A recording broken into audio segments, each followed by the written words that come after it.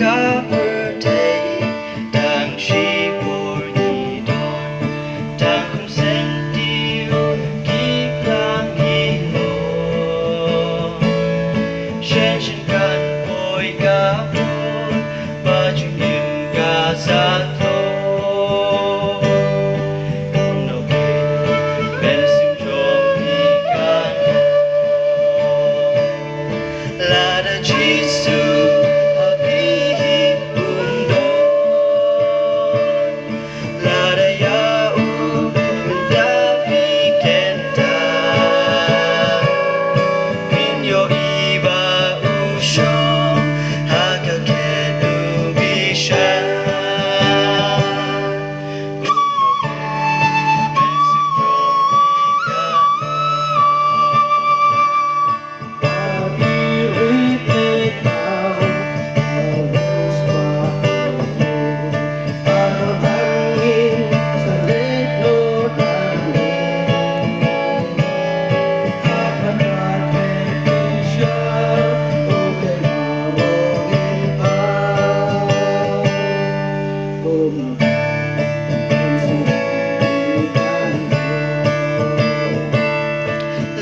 Jisu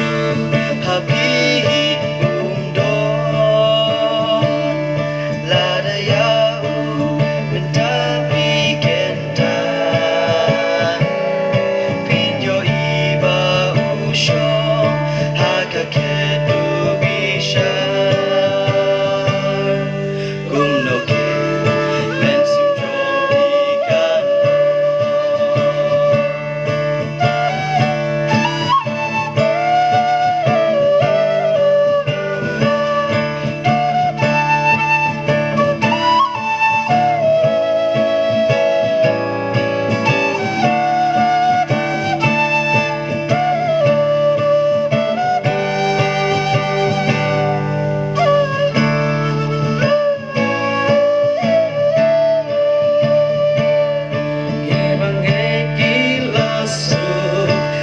Shadem utrai